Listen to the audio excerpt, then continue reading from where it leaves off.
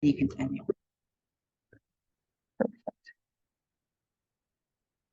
Right.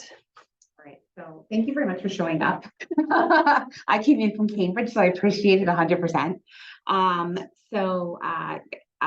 What I thought I'd do is I can work for Spring Board while we go, and we're like the local labor market experts, but we started to kind of become workforce development experts for employers and for people who work with job seekers to kind of like delve a little bit deeper into like workforce development. So recruitment, retention, skills upgrading, all those sorts of wonderful pieces.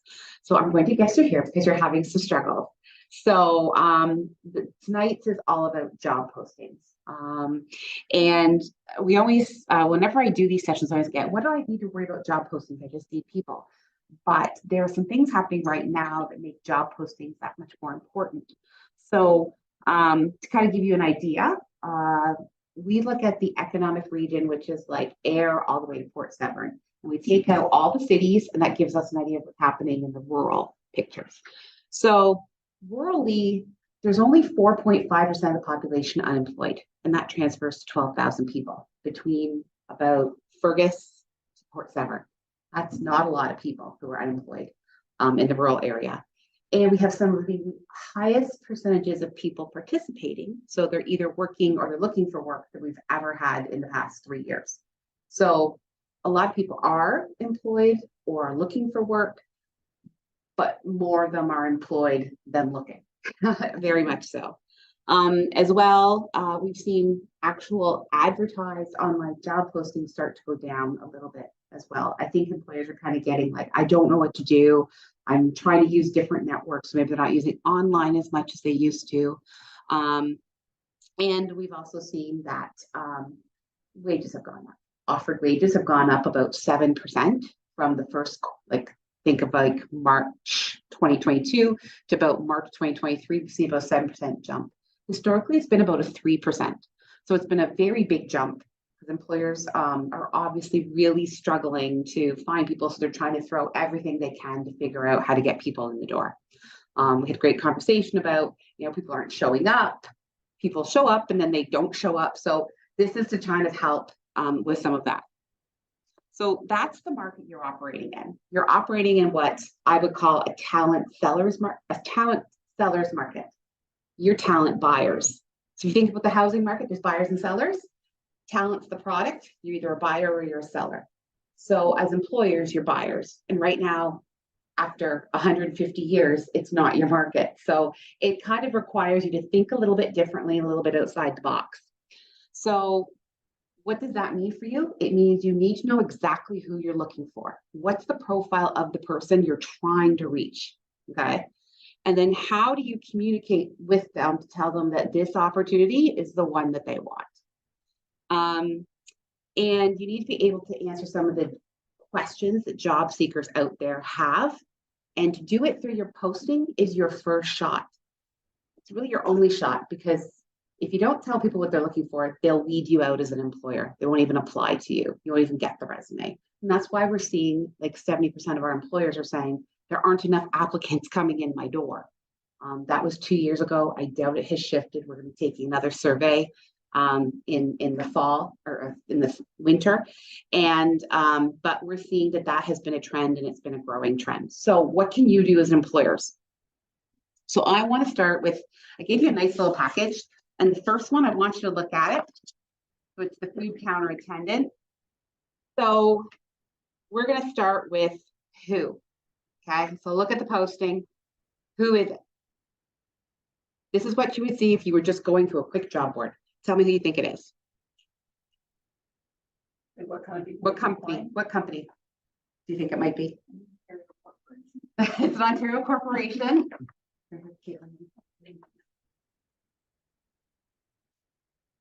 Any guesses? It is exactly Tim Hortons. Actually, it's the Tim Hortons up in Orangeville. They own a number of them. Great guess. But it took a while to get there, right? You gotta like, if I want to know who it is. When I first opened the page, but because they're always looking. They're always looking for people, yeah. So it is a Tim Hortons. It's so if you were opening up just a job board, this is what comes up. This is what you have how many lines you have to attract someone. Okay. So when we talk, well, I always like to think about the 5 W's and the H when I talk about job postings. So the first one's the who. Who are you looking for? They don't really tell you too much on this, so we'll think about that a little further. Who are you? So keep your name consistent because then people will recognize it. We see a lot of companies where, you know, they have 3 different names. So it's like, which one are you? But there's other companies that are close to your name. And so people get confused as to who's hiring. So if you have a company name, decide what it is and keep it that. Who should the job seeker address their application to? If that's something you can allow, do it. Because when people are connected to another person, it feels like they're going to get an answer. Because when we talk to job seekers, the number one challenge they have with job postings is, I never know if I'm going to hear from someone. I don't know who that is. It's like the who of it is so important. We were talking a little bit earlier about that connection point. In the pandemic, we kind of felt like we lost it a bit. And this is your opportunity as an employer to reestablish it. So connecting that as well.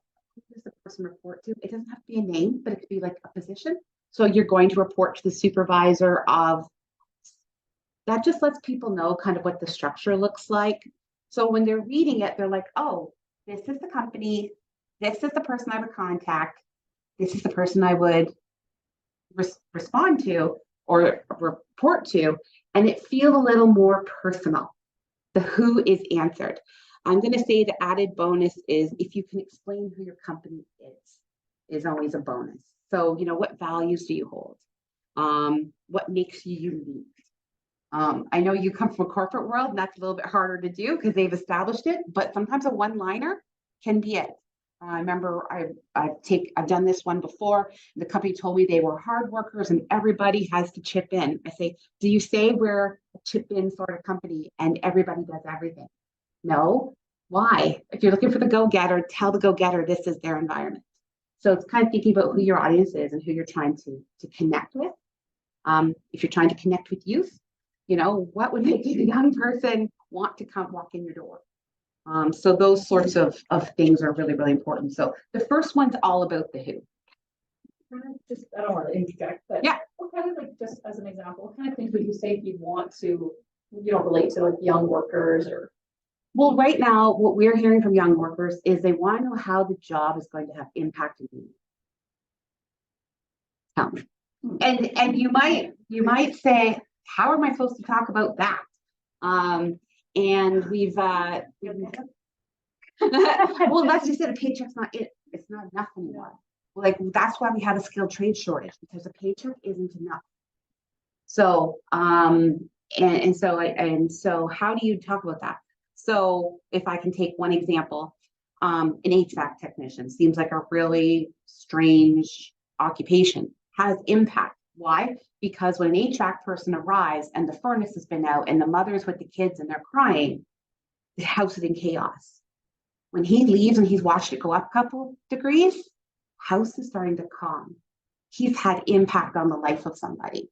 How do you talk about that? A farmer creates crops, and if you're doing, as weird as it sounds, yes, you're shoveling something, but you're making sure that the pigs are healthy and the environment's healthy so that the farmer can take food to market. You kind of have to think a little bit outside the box and talk about what that job means. And sometimes that's what young people are looking for, is like, what does that job mean? And that's, I think, sometimes why they're struggling. Is it the people aspect? Because if you're looking for the people person, then talk about the people. If you're looking for someone who loves to do hands-on things, talk about the hands-on. Because there are still young people there who still love to get their hands dirty and love to crawl around and things like that. So you just have to kind of like work through that one. If you have specific questions about your industry or what you do, you're wondering that question, I'm happy to talk with you and kind of like work that out. My next one is move on to where. So if you look at the next one, it's for the contact center rep at Kindred, and it says it's Kitchener. So it seems like it's telling you where, but I will tell you that the Kindred Credit Union in Kitchener has 3 different branches in the head office. So which one is it? Where is it? Sometimes telling those sorts of things becomes so important. Like, where are you located? In rural, the biggest challenge to getting to work is transportation. You know, if you could say what corner you're at, if you can say, uh, what small town you're in, if you're in between towns, I grew up rural. So if you told me that you were like on concession, whatever, in this township, I would know what that was. I would understand that. So if there are those referral points, that helps tremendously. Because there's no point in applying for a job if you know you're never going to get there. But if you start to understand where it is, that helps tremendously. Also, where is the person going to work? Is it remote? Is it in the office? Is it outdoors? Is it indoors? Those sorts of things are really important. And is there any opportunity to negotiate the location of work or what's going on? I do know that most jobs right now are work at the location, but as crazy as that sounds, just say it. You need to be in person 5 days a week, and you're going to work outside 30%. Okay, that helps the person decide whether or not they want to do it. And you're being open and upfront and authentic, which is also important for a lot of people right now, is that authenticity will show through. So if it's right there in the job posting to start, it helps tremendously. I have a quick question. So you're kind of studying the trends. Have you seen a trend that, I know a lot of workers are wanting to work remotely. Like, is that something that's like really important when they're looking for a job? It's hard to say. We looked at the census data most recently, and most people were still working at a usual location. So most people, like, I think in the county here, I can think back to that data, it's like 60 to 70% are still working at a usual location. They're getting up and they're going to work. I'm not sure, because we'll have to kind of like measure that data, but that data only gets measured every 5 years. So It's changed a lot. It hasn't changed a lot, yeah. So we have to kind of look to see how that data looks in the next census. So there were some areas where it was higher. Minto, if I remember correctly, tended to be more of that go to somewhere to work, except in some groups. For example, immigrants tended to have higher percentages of work from home. So if you were trying to get immigrants to come in, it might be harder to convince them to go out to a location. So there is some pockets where there's some different types of trends going on. I think younger people are looking for some flexibility, and that will be a challenge going forward to see if it is something that they actually get or something they're just going to have to give up. So hard to say right now. We'll probably have to give it another year because we're still recovering from COVID, and they're already saying that this year's not going to be a pretty year for respiratory diseases again. So heaven knows what this is going to look like, right? So on the back, you'll see a better example of the question of where. So these are Tim Hortons ones. These Tim Hortons do a much better job of advertising. They have their locations. So for example, the one Tim Hortons is in Mount Forest and Arthur. That tells you exactly where you're going to be working. And the Tim Hortons is a neighborhood called Longton in Guelph. So they did a much better job of explaining exactly where you're going to be working, so that if I were someone whose parents had to drive them or they needed to hitch a ride with someone, at least I know exactly where it's going to be, as opposed to that Kindred one where it was just Kitchener. And then there's like 2 or 3 places I have to figure it out, because one was on a really easy bus route and one was not. So, I might apply if it was the easy one and not otherwise. So the next one is the when. So I'm going to have you look at this one here. It's for Wren's Pets in Puss Lynch. And at the bottom, they tell you the when. So this is a part-time job. Keep this in mind. And they say there's 4-hour shifts, 8-hour shifts, day, morning, and afternoon shifts, because they want you to come in part-time, but they want you to be available. It sounds like their whole work day, potentially. Mm-hmm. So going back to that first of who are you trying to get to come in?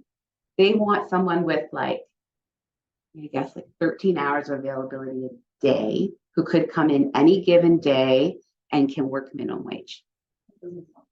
That doesn't sound very, yeah. And it sounds like you can't have a second job, because they want you to come in when they want you to come in.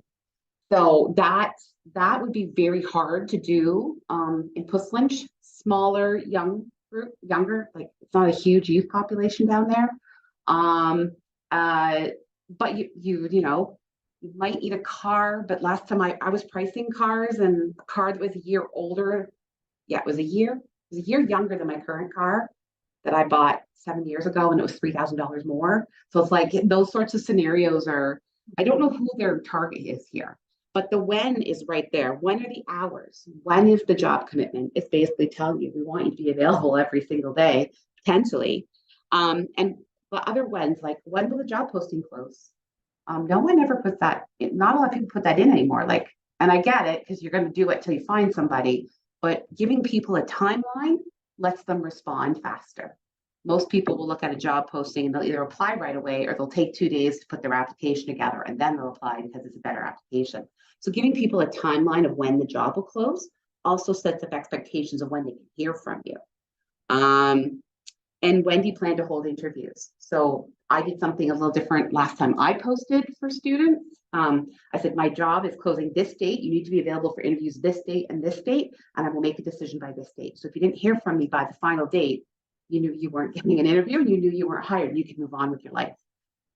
They have found that most people now, from closing date to decision, if you don't make a choice, if you don't make a selection in 7 days, they'll think you took too long. So kind of laying that out helps tremendously, because when you put up a job posting, everybody knows what day you put it up. So if it's been like 2 weeks and it's still up, people are going to be like, why is that still up? And there's no dates anywhere.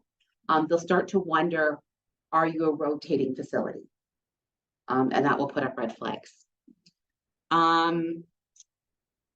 And finally, if there's probation, when a bonus thing to add is when's probation done, if you're planning your probation. So if you have a 3-month, I currently know someone who's in the midst of a 6-month probation, but those sorts of things are great to know. So that kind of when question.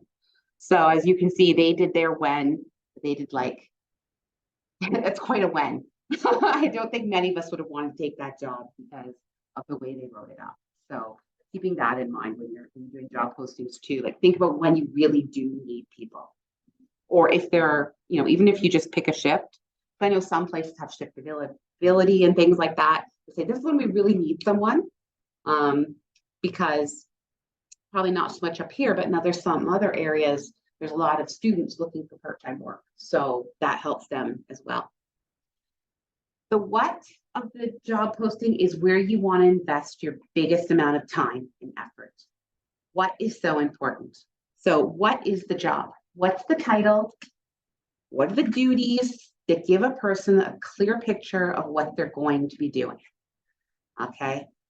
This is the most important thing you can do, because then people will know what to expect. You're setting expectations with them right off the bat, and people will respond to those expectations. It's kind of my parenting philosophy, but it's also my hiring philosophy now. What skills or experience are you looking for? Do the must-haves versus the nice-to-haves. Because must-haves say you should apply if you have these, but it'd be nice if you also had these. Because what we find is that women tend to only apply if they meet like 80% of the expectations, men apply at 60. So if you actually write the must-haves, you're saying you need to have these. Like if you need to have people skills and you need to have a program or you need to have a trade or something behind you, write that in. But say, okay, but we'd also like these little things over here. But maybe we'll train you on them, or we'll help you develop them, or we'll connect you to other groups that will help you develop them. So splitting that out helps tremendously, because it'll let people know whether it's worth applying or not. And also it teaches you to prioritize what you're actually looking for. So if the right person comes in, you're not caught up in the nice to haves as opposed to the musts. And what is the pay? That's the last what. It's probably the most important what. What is the pay? We're finding that job seekers, if they have like 10 postings in front of them that they kind of like, they'll scroll through them, and if it doesn't have pay, they won't apply. They won't even waste their time. We're hearing a number of industrial skills people who are applying to jobs without pay, and then they get there and find out it's less than what they were making, and they've now taken half a day off work to find out they were in an interview that's not even going to pay them what they were paying. There's a lot of frustration on that part as well. So I have in front of us a couple of interesting ones. So the mechanical draftsman woman, that's it. That's the whole job. So all it says is they have to be fluent in AutoCAD 2D and SolidWorks 3D, able to read drawings. It doesn't say any other skills beyond that. Like, it's not even like those are my must-haves and I have some nice-to-haves. It's just that's it. As well, their pay is off tremendously for that role. That role usually makes $28 to $40 an hour. So there's an employer who doesn't even know what the current market is paying for that role. And it's not like they said, we will take a student to offset why they're paying less, which is something you could do. It happens. But that's obviously an employer who's not aware of their market, not aware of what the role tends to be. You can find lots of survey data out there. You can go to the job bank and put in the NOC code you're looking for, and it'll tell you what the local amount is, low end, middle, and high. We also have findyourjob.ca, which is a website of ours. And you can, again, look up the NOC code, and it'll tell you what the advertised amounts are for that role. So you can see what's being paid versus what's being advertised. We tend to find employers are, when they put their postings, what we're seeing in the postings data versus the actual is a little bit behind what actual payroll is. And we're trying to encourage some industries to put that in more. So because that's a first impression. I'll give you one example. The plastics industry locally, some of their roles, their postings undercut what the pay is by $10,000. So if you're trying to get somebody into your industry and you're undercutting yourself in your marketing by $10,000, that explains why you're having problems getting people. So those are important things on the what side. When you say it's a NOC, so that's the National Occupational Classification Code. So every job has a code. So you can even go on to the job bank and you could type, say, retail salesperson or cashier, and it will come up with your NOC. So on the back of that one is one that's better. It has a good job description. The salary is more accurate at $22 to $30. They're actually meeting the market standard for that role, and they know that, obviously. But it talks about, it even talks about where you're going to be working in a progressive and family-oriented, thriving dental practice. They're seeking a level 2 CDA. So they've actually said, here's what the exact job is. We need you to be certified dental assistant. We want you to be passionate about healthcare. We want you to be passionate about your growth. So they're kind of telling you what kind of person they're looking for in their ad. And they said, the priorities for this team are, so these are the things we need you to have. We want you to talk about them in your resume because we're going to look for them. That's the subtext, right? So if you we need you to love the outdoors and like to get dirty because we're going to look for it in your resume. That helps tremendously for job seekers, and it helps you, again, figure out what are the questions and what are the things you're going to look for in your recruitment process. They've actually got a couple other things, like some certifications they want. Experience in orthodontics is an asset, so they're not looking you to have it, but maybe they'll train you in it because they seem to be focused on training. So those are things that a job seeker reads and understands as they're going through these jobs. So this one's a much better example of the what being answered. I like the tone of this one too. It seems like it's a more like friendly. You can really make a different vibe. It's like a really welcoming environment. Yeah. Some of the other ones. A lot of dental do this really well. They do this piece well. Usually if they are a small family practice, they kind of comes out a little bit better. And that one is through a placement agency on top of it all. So they've obviously given the placement agency a good sense of what they were looking for. If you're really daring and you're really transparent, you can always answer the why. Why? It is a loaded question, so like sometimes it helps to ask the why.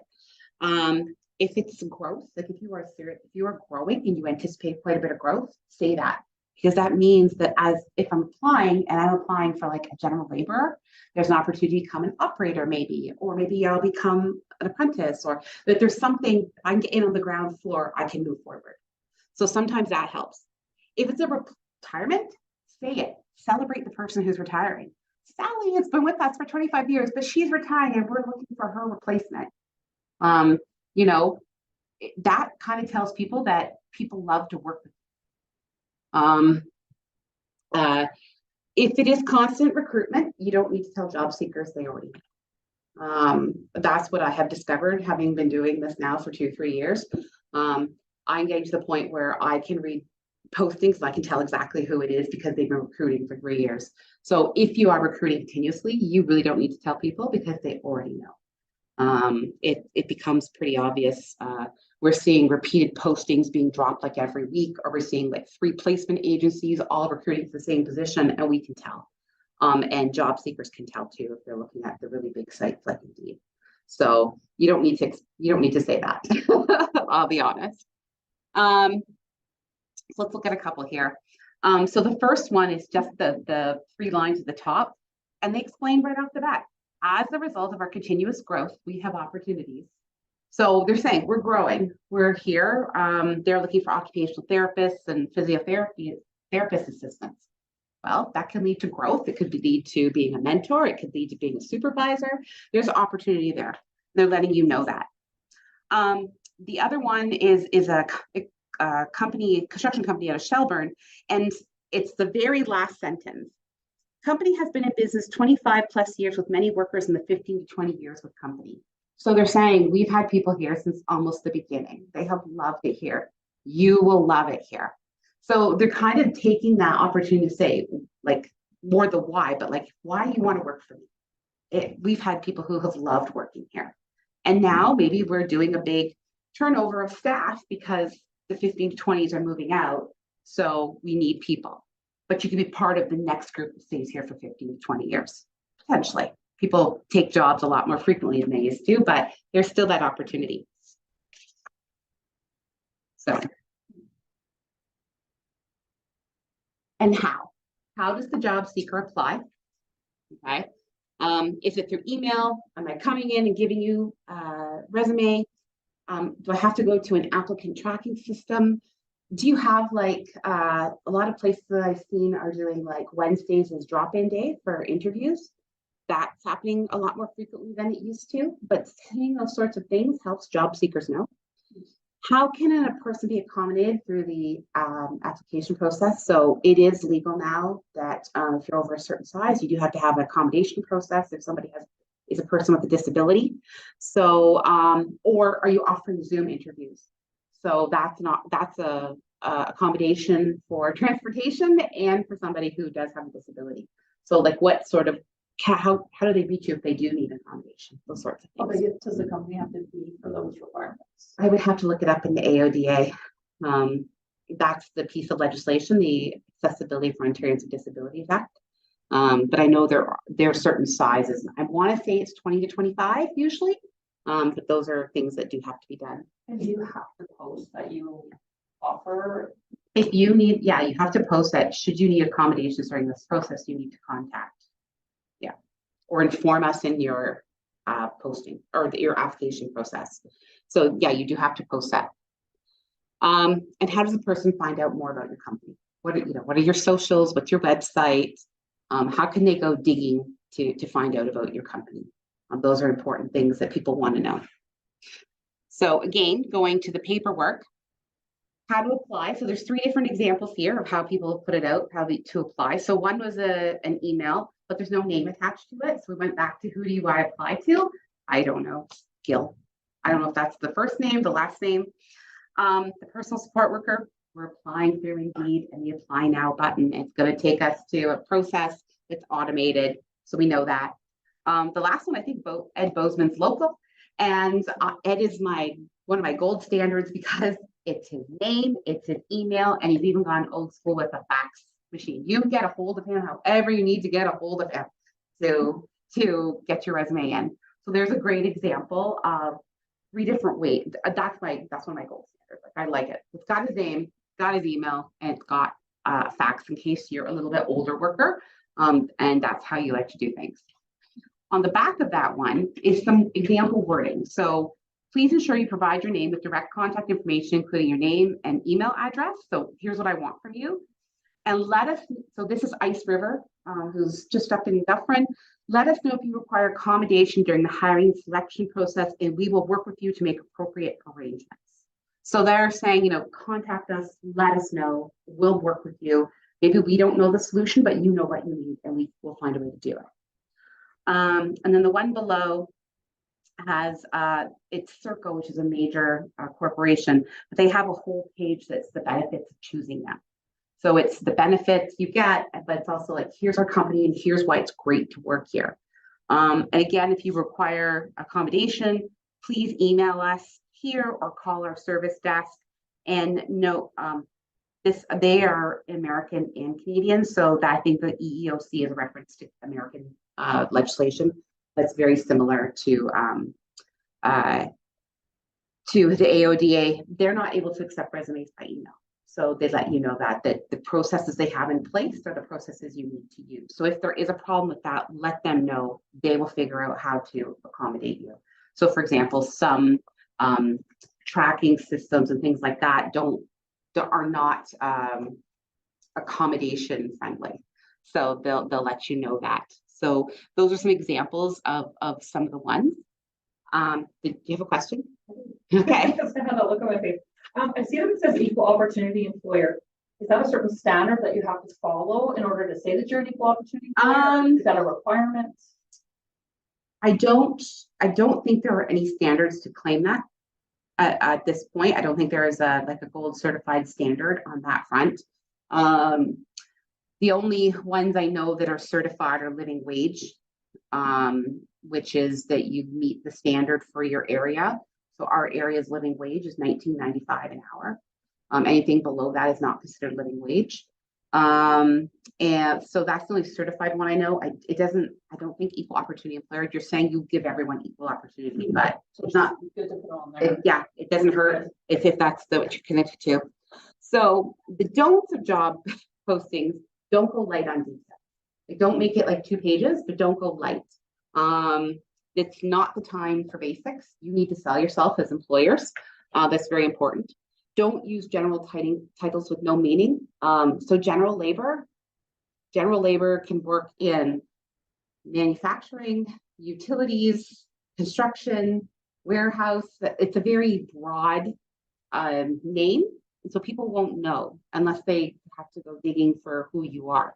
So things like that, or team member. Team member is the other one, because that's everybody from Tim Hortons through to manufacturing and on to everything else in between. So give context. So if you're going to use team member, it could be something like deli team member, production or not production. Production is another one I find hard, but like plastics manufacturing team member. So at least they have an idea of what they're applying to a little better. As much as I say use lots of detail, don't use too many words. So bullet points are your best friend. Bullet points are easy to read. You can get a lot in when you're using bullet points. And keep it clear and short. So don't go on too much about different things unless it's important. It's one of these, for example, it's one of those must-have skills. Like, maybe I'll use a few more words on that one than the nice to have, right? Rethink the relationship with workers. This is a little bit different because you are having to rethink that relationship. Like I said, historically, for about 150 years, employers have been in the driver's seat. And these sorts of talks I have usually been for job seekers and about their resumes and cover letters. And don't get me wrong, those conversations are still happening. But now we're having to have these same sort of conversations with employers and say, okay, welcome to the reality of you need a marketing package. It starts with your job posting, and then it goes into your recruitment system, and it goes to your onboarding process. That the whole time you're doing that, you are having to put forward your best foot so that workers will continue to engage with you. It's a little bit different thought process because traditionally it's always been the worker who's had to do that. And now employers in some industries are having to do it just as much, if not more, than workers. And as I said earlier, don't make your recruitment process too long because people will start to drop out of it. I'll be honest, I dropped reference checks because I just found they were, with most people saying, I can legally tell you they worked here.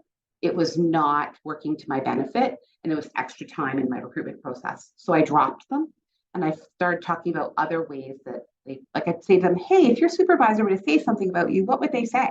Like, what would be the 3 things they told me about you? Where do you think, this is my favorite one, is like, where do you think you need to learn something in order to do this job? People just straight up tell me. So I find that that's a more better process than me trying to call the supervisor and get something and just find out, yeah, we can confirm they worked here between X and Y and they were in this role and they made this much. They can't tell you if they were bad at their job. Or... Some can, but I find a lot of really big corporations now won't take that legal risk. Like I think the last time I did one, I had to rate some of their skills like on a scale of 1 to 5. And I was terrified to say anything less than a 3. Because the person could like say that it was slander or yeah, because there's those sorts of. I had one former employee that where he went to get hired, they sent me an email with a paper that he had signed saying that any former employer could say what they wanted. Yeah. And yeah, so like if you get that sign off, but I think I've just, because I'm a small corporation, I don't have a lot of ability to have legal support. I've just dropped it. Because everybody has a 3-month probation who works with for me. So if there is a problem, I will see it in the first 3 months. So I think that's kind of why. So kind of who can help you through the process a little bit. You can always like reach out to me. We're always happy to help where we can within our skill sets.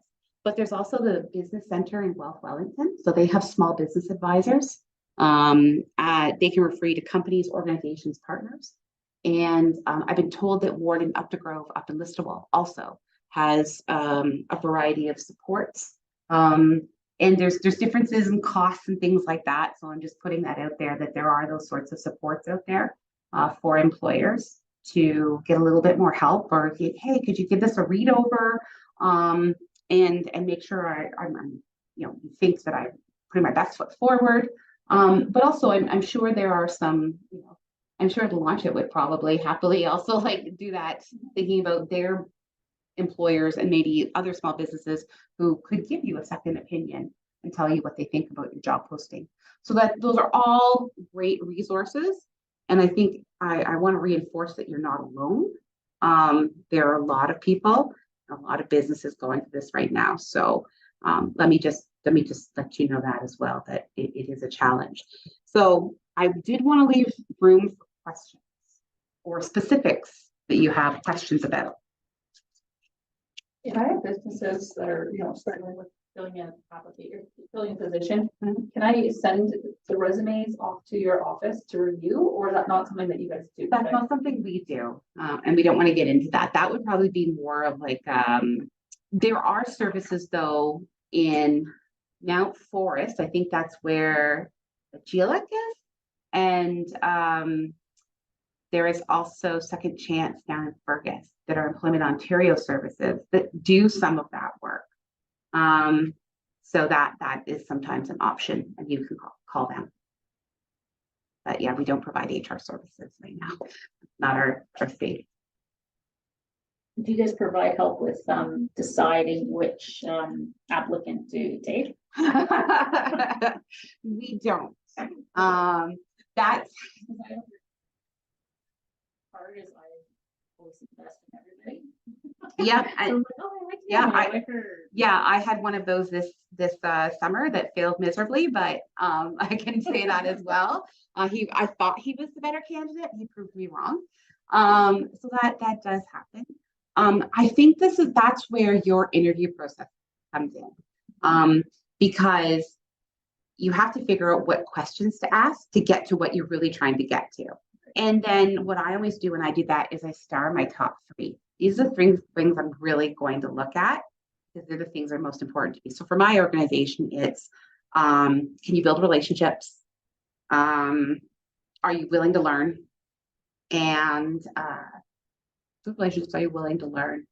I have a third one that's just escaped me right now. Oh, do you have some sort of project or willing to learn project management experience? Because we're project based.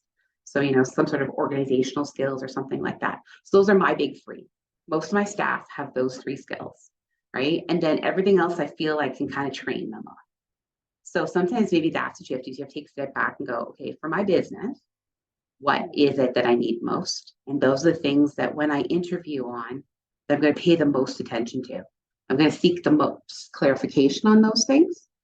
So if somebody gives you a bad answer, as much as you like it, you see the best in them, you're like, they didn't answer that well. So in the end, I'm not going to take them unless there's something else that really shone through and you're like, oh, maybe for this role, I do want this. Like, I don't know. But I tend to find that I'm looking for certain traits in my staff, certain skill sets that can be built upon and can go further. So, yeah.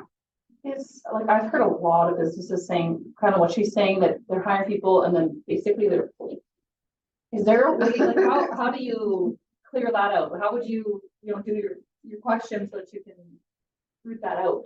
Yeah. Rather than hiring them and putting them through the process and then they don't show up for whatever. What I've been having this conversation a lot because I do work with both sides of the coin.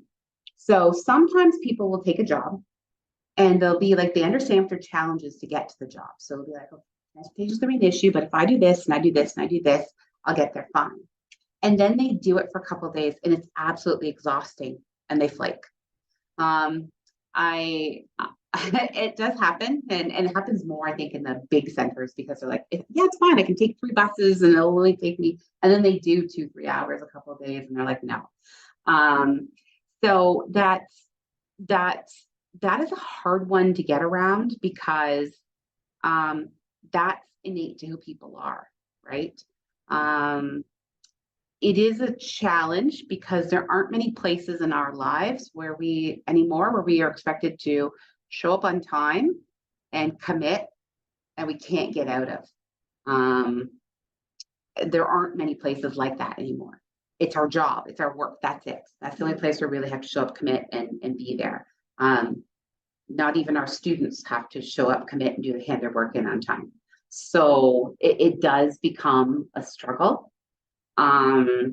I think this is part of our conversation next week on the how do we go here and how do we start talking about interviews and what that looks like and that piece, which is still in development. So I will take that to consideration for the next one is like, how do you do that? Because I think you're looking for commitment. You're looking for evidence of commitment in your interview process. So just off the top of my head, like, tell me about a time where you've been in something you didn't like, but you saw it through to the end. Like that's the sort of question you're looking for. So you're trying to level their engagement of on that commitment front. Because sometimes, and if they come back and say, I can't think of anything, then it's like, okay, so you've never committed, or is it that you've just never seen anything, or is it that, because you can say, what exactly do you mean by that? Because they could say, well, I always see everything. Okay, that's a different answer, right? So you have to kind of look at those sorts of questions within your interview process of what those things are you're looking for.